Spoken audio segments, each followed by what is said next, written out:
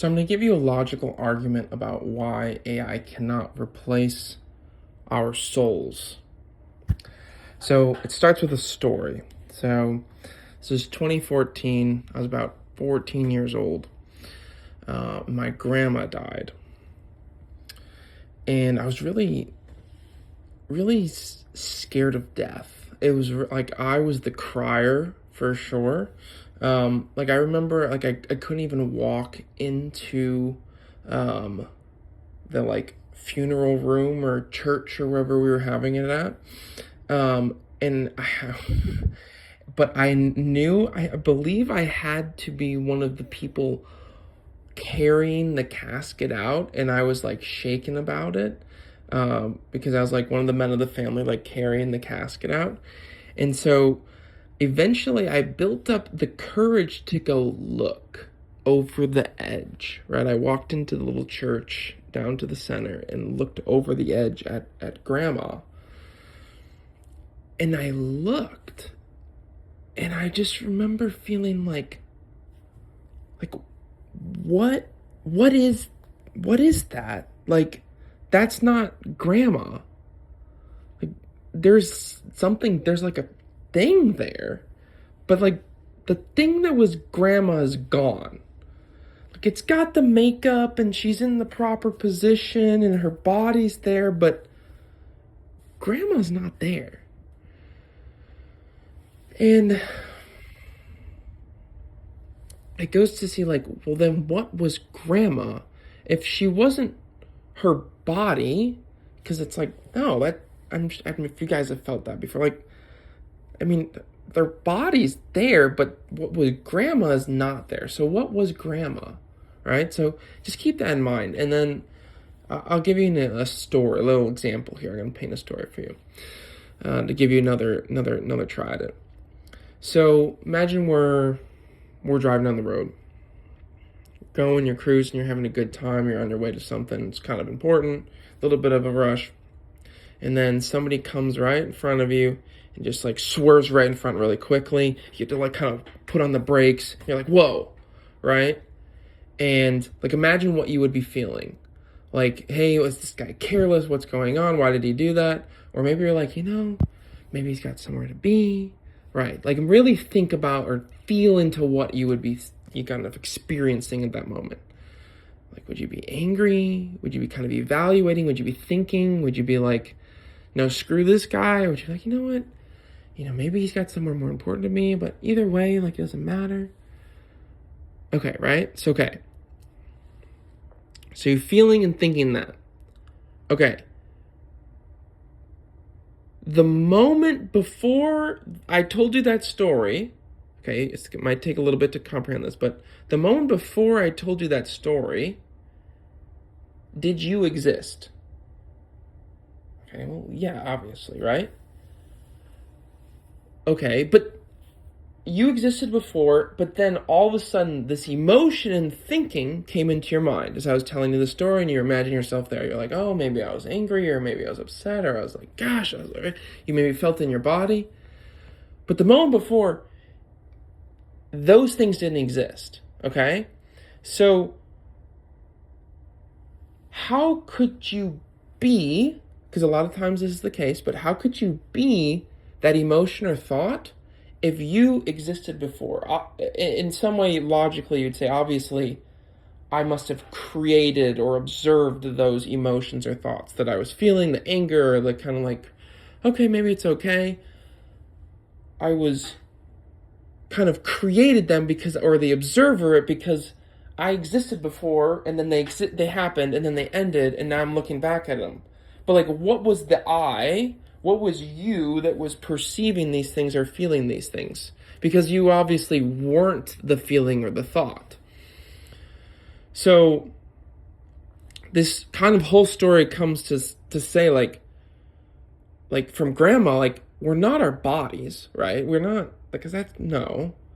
But we're also, we're not our emotions, and we're also not our thoughts.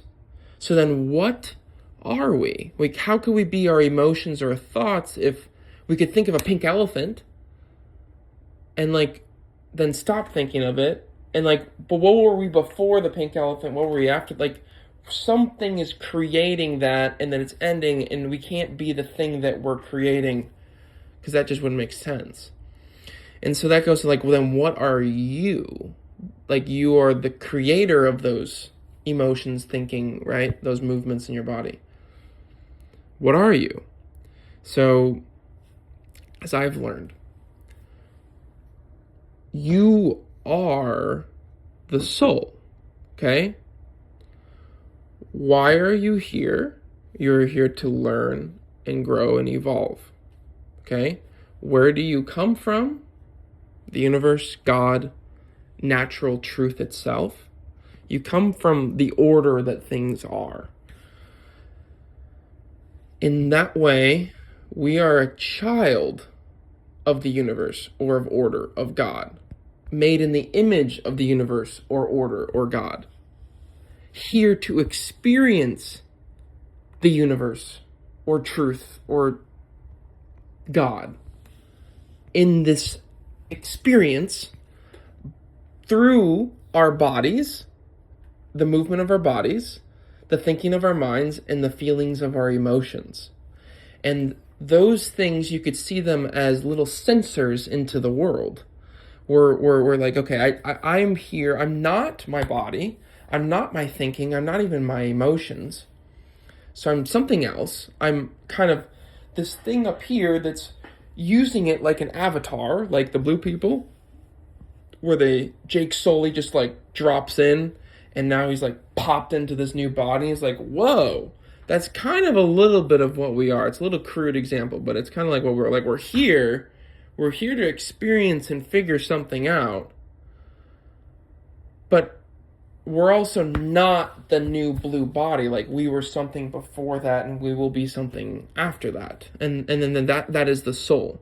And so to tie it together, AI will probably become, in theory, a better mind than you, in the way that it's a sensor, in the way better mind than me, right? Robots will become a better body than me. It'll be able to do more push-ups than I will. I'm for sure, right? But your mind was never you, and your body was never you. So it's not actually replacing you. And because you are the soul. And so, and then also the soul is permanent. And so it can't actually do anything to who you are. All it can do is affect our illusioned perception that we are our bodies, that we are our minds, and we are our emotions. Now, this topic, this took me, somebody probably is saying this 500 times to me for me to understand. So you're probably like me, and you're like, what in the world? I mean, I can kind of intuitively say, like, maybe he's making some kind of sense, but like, I just don't really get it. It's just like on repeat, man. I had to be like, listen and listen and listen. I'm still trying to figure it out, right? But so we're not our body, we're not our mind, we're not our emotions. We're the soul, we're something else that's kind of the creator of our movements and our emotions and thoughts. Okay? What this does is allows us to separate from our body, emotions, and thoughts. Like, kind of like when my grandma died, she separated from them. You can almost say she did a great job. She learned what she did. She experienced the world. And she'll come back and try to do it again until she figures it out.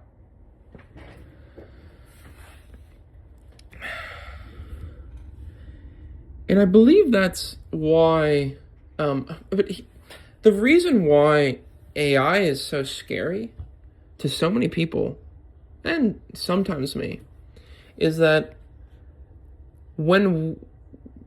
it inherently will be way better than our bodies and our minds. And since we identify as our bodies and minds, we literally think we are dying because we are being replaced. Oh, AI will replace you. Yeah, but AI can't actually replace you because you are the soul.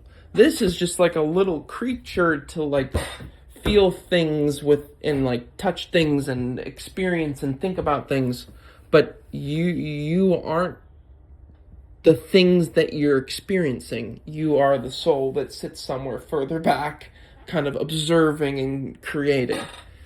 So when you kind of realize this, have this self-realization, the things that happen in your life are much less scary. AI replacing you, you're not really as scared of. Robots taking your job, not really as scared of, because you never were that thing. And like the goal of the life is just to experience. And yeah, there are also material goals, obviously, because we have to be like practical. Like we'd rather our bodies be in comfort and our mind be in comfort, and our emotions be in comfort. But ultimately, we're all just here to learn and grow. We're in the classroom of Earth, the classroom of humanity, and we're here to figure some things out. And you can figure it out on your own speed and your own timeline. And there's really nobody that's like really rushing you, except the one thing that does really push it onto you is called the final teacher, which is called pain. And so when we feel pain, it's telling us something's not right within our mentality or emotionality or physicality, and we should try to figure this out a little bit. And that's kind of the goal of life is like, you can either wait till pain makes you change, or you can try to get ahead of the game by learning from people that are more experienced than you and learn the lesson before you're forced to learn the lesson through unimaginable pain that we've all been through in our lives. And so that's kind of my goal here is like, how can I help people not have to go through unimaginable pain, some of that in which I've felt and experienced, so that you can kind of just jump ahead to further along the path. And all the things that I tell you are obviously, some are from direct experience, but most of it's just people, lessons I've learned from people that are way smarter than me, way more advanced than me, and way further along the path than me. So I love to create a space in which we could all share that together. Thank you so much. You have a lovely night.